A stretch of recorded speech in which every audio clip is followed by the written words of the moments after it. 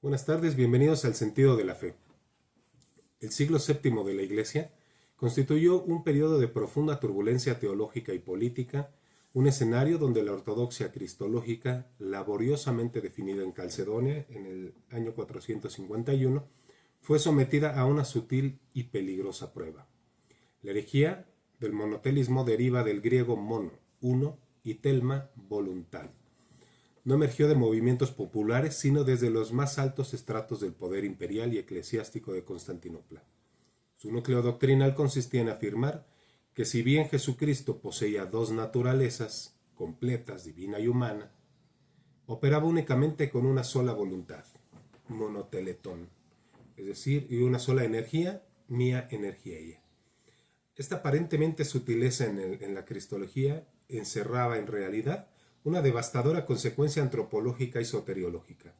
El monotelismo, al postular la absorción o anulación de la voluntad humana de Cristo en la divina, no sólo distorsionaba la persona del Verbo encarnado, sino que minaba el fundamento mismo de la redención. Si Cristo no asumió la voluntad humana completa y libre, su humanidad no fue íntegra y por tanto la nuestra no pudo ser completamente sanada. El error doctrinal se traduce invariablemente en una deshumanización, pues confunde la relación entre lo humano y lo divino, negando la vocación fundamental del hombre a la sinergia, que es la cooperación activa, con la gracia santificante. El monotelismo es el resultado de una falsa búsqueda de unidad que prioriza la estabilidad política sobre el rigor teológico, manifestando el orgullo de querer ordenar y simplificar el misterio de la encarnación conforme a las convenciones humanas. Desde el punto de vista antropológico y soteriológico, la cuestión es central. La libertad de la voluntad humana constituye el sujeto moral y la capacidad de cooperar con la gracia, y negar que Cristo asumió una voluntad humana plenamente libre equivale a negar que el hombre recapacita en su facultad volitiva mediante la acción del Verbo. En consecuencia, la herejía no es sólo una mera construcción teórica, despoja a la persona humana de su dignidad y reduce la redención a una operación unilateral. Emerge el monotelismo, se debe entender en su contexto político-militar. El imperio bizantino del siglo VII afrontó amenazas externas, la presión sasánida y poco después la rápida expansión musulmana, y graves tensiones internas, incluyendo la persistente resistencia monofisista a provincias como Egipto y Siria. La unidad religiosa se percibió entonces como factor estratégico de supervivencia estatal. Los principales impulsores de esta desviación doctrinal fueron el emperador Heráclito y el patriarca Sergio I de Constantinopla. Sergio, en su afán por alcanzar acuerdos con los monofisistas, quienes negaban la distinción de las dos naturalezas de Cristo, propuso inicialmente la fórmula de la única energía, mia energeia, y al enfrentar oposición la sustituyó por la más sutil, única voluntad, monoteletón. La lógica subyacente era pragmática, presentar una fórmula que no rompiera ostensiblemente con Calcedonia y sin embargo resultara aceptable para los monofisistas. Este enfoque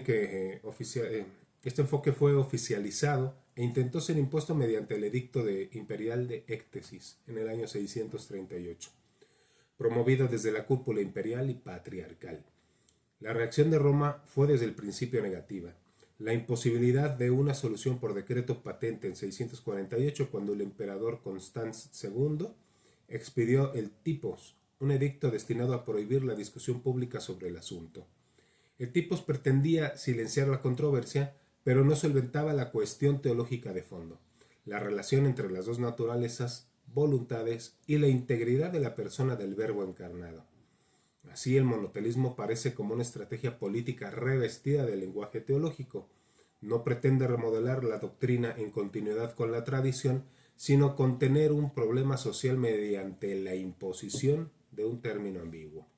Su debilidad interna y su costo moral fueron pronto evidentes, porque la solución política exigía el silencio y en la práctica la coacción. El monotelismo no atacó pues el dogma de las dos naturalezas establecido en Calcedonia, sino su corolario irrenunciable, el dogma de las dos voluntades.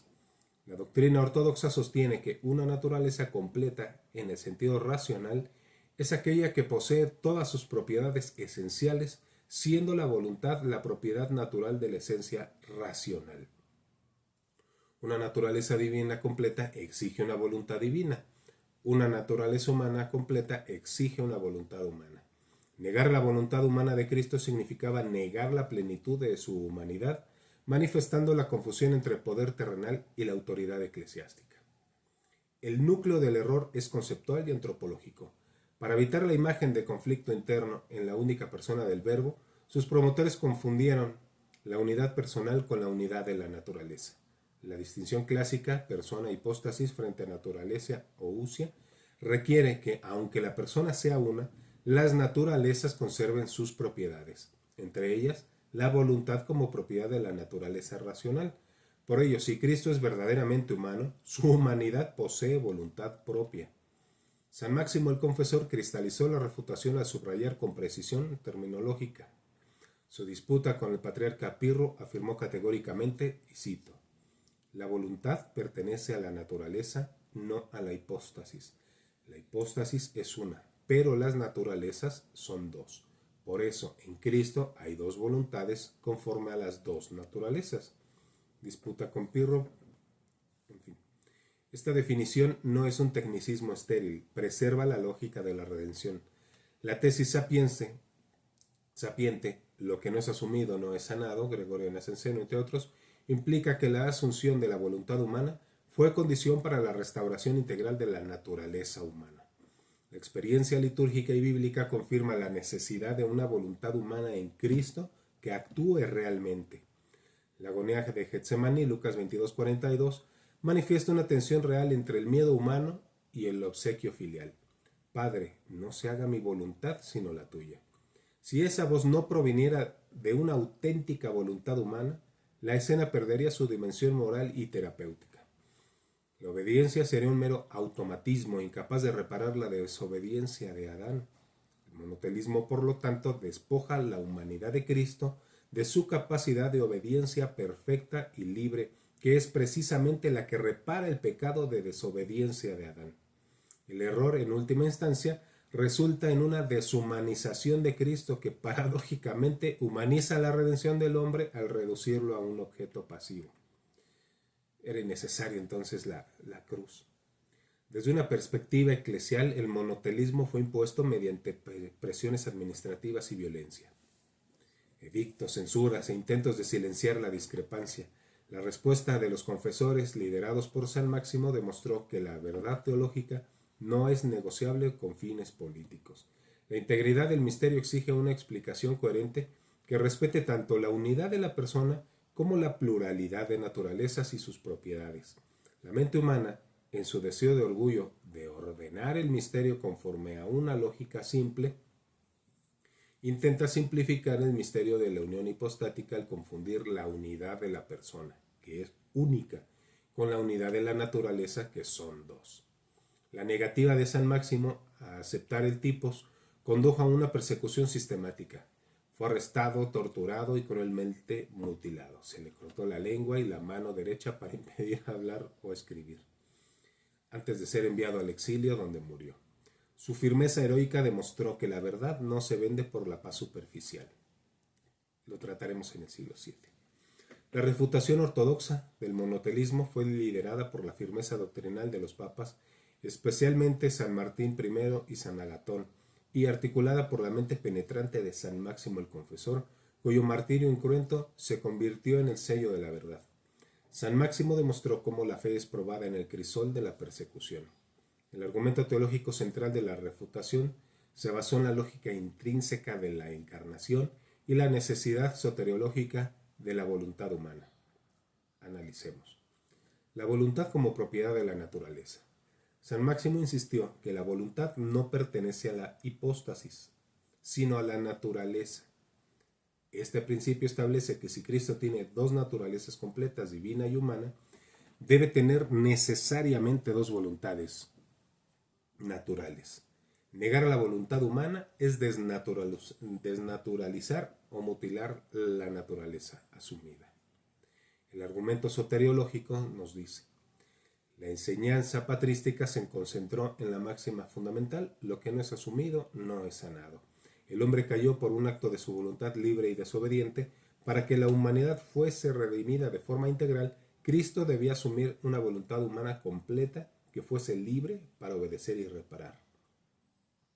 En el incápite, el acto de desobediencia de Adán. Si Cristo hubiera tenido una sola voluntad, y esa es la divina, la curación sería meramente extrínseca, incompleta, sin una redención real de la facultad humana de poder elegir el bien o el mal. La armonía sinergia de las voluntades nos dice: la ortodoxia refutó el temor monotelista al conflicto. Las dos voluntades en Cristo son distintas, dioteletomatón, pero actúan sin conflicto porque la voluntad humana de Cristo está perfecta y libremente conformada y subordinada a la divina. Esta perfecta obediencia filial es la sinergia. La prueba irrefutable es la agonía de Getsemaní, donde la voluntad humana, que naturalmente teme al sufrimiento, se somete libre y meritoriamente a la voluntad divina. No se haga mi voluntad, sino la tuya. La refutación culminó con la convocatoria del Tercer Concilio de Constantinopla, el Sexto Ecuménico del año 680-681.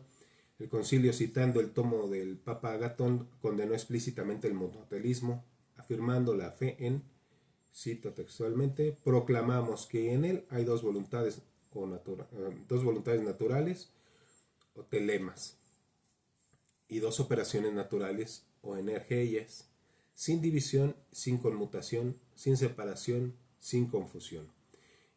Nuestras dos voluntades naturales no son contrarias, como dijeron los impíos herejes, sino que su voluntad humana sigue a la voluntad divina sin resistencia ni contienda, sino que se somete por completo a ella. Y así deberíamos nosotros someternos. La condena restauró la integridad doctrinal y la libertad de la Iglesia frente a la instrumentalización imperial, asegurando la plena y libre humanidad de Cristo. La memoria de San Máximo y el Papa Martín I debe ser faro para los tiempos en que la tentación de uniformidad externa reaparezca bajo nuevos ropajes. Reflexionemos. Aunque el monotelismo fue formalmente extirpado tras el Concilio Ecuménico, su impulso subyacente, la tentación de negar la plena libertad humana ante lo divino o ante el poder terrenal, persiste a lo largo de la historia. Esta herejía, como toda desviación doctrinal, se metamorfosea conectándose con otros errores en la sucesión de desviaciones que la tradición ha descrito como fuerzas de tensión dramáticas en el plan providencial. La negación de la dualidad de voluntades en Cristo establece un precedente teológico para la negación de la dualidad en el hombre. El monotelismo, al rechazar la sinergia de la voluntad humana con la divina en Cristo, sienta las bases para toda forma de totalitarismo espiritual o político. La herejía entonces se reencarna en toda ideología o movimiento que busca una falsa unidad imponiendo una única voluntad, sea esta la del Estado, la de la opinión dominante o la de un sentimentalismo que ignora la verdad revelada. El error en su persistencia moderna se manifiesta en dos polos conectados que distorsionan el encuentro entre gracia y naturaleza. Primero, el reduccionismo soteriológico, la herejía sutil que, bajo apariencia de una piedad externa, niega la cooperación activa de la voluntad humana en la salvación, reduciendo al hombre a un mero objeto pasivo de la gracia. Un eco soteriológico del monotelismo cristológico es: el hombre es despojado de su dignidad como cooperador y por lo tanto de su libertad moral en el camino hacia la santificación, es decir, solo la gracia, sino obras. Monotelismo secular e ideológico es el intento de la ciudad terrena de imponer una única energía o voluntad colectiva sobre la conciencia individual. Así como Heraclio usó la frase para unidad imperial, las ideologías modernas usan conceptos como consenso o progreso para subsumir la verdad revelada y silenciar la disidencia ortodoxa, tal como el emperador Constante II intentó con el tipos. Esta imposición de una sola voluntad niega la esencia del drama humano, la libre elección y la responsabilidad personal. Es necesario destacar que esta coerción es la antítesis de la fe cristiana, que siempre se presenta como una propuesta libremente acogida, nunca como una imposición que silencia la conciencia. La unidad conseguida por la coacción, como la del Imperio bizantino en el siglo VII, es siempre unidad ilusoria y condena al fracaso histórico, mientras que la unidad que brota de la verdad goza de la solidez de lo eterno. Esta estructura del error es una perversión de la estructura de la verdad. Se enfoca en el punto de encuentro entre el creador y la criatura, la voluntad libre. La batalla doctrinal se convierte, en última instancia, en una batalla por la libertad y por la integridad de la persona. En la vida moderna, la negación de la voluntad humana en Cristo se traduce en la negación de la libertad de conciencia ante el poder secular, perpetuando la confusión entre la autoridad temporal y la autoridad espiritual. La tradición que contrapone la fidelidad de la fe y la tiranía del poder temporal exige de sus defensores el reconocimiento valiente de las dos voluntades de Cristo, la divina, que ofrece salvación y la gracia, y la humana, que las acepta libremente por obediencia. Esta es la verdad que sostiene la correcta visión antropológica. Solo asumiendo la plenitud de las dos voluntades en el Verbo encarnado, se puede comprender la grandeza y responsabilidad de la propia voluntad humana, llamada a la perfecta imitación de Cristo en su obediencia filial. La única respuesta eficaz a la herejía de la voluntad es, por tanto, la vida interior profunda y la sumisión de la propia voluntad, libremente ejercida en el silencio de la oración, al modelo divino del Maestro. La enseñanza conciliar del siglo VII sigue siendo la brújula para navegar las tensiones entre obediencia a Dios y la tiranía humana, exigiendo siempre vigilancia y fidelidad para que la verdad no sea diluida ni instrumentalizada por intereses temporales. Muchas gracias por llegar hasta aquí. Que Dios nos bendiga y la Santísima Virgen de Guadalupe interceda por todos nosotros.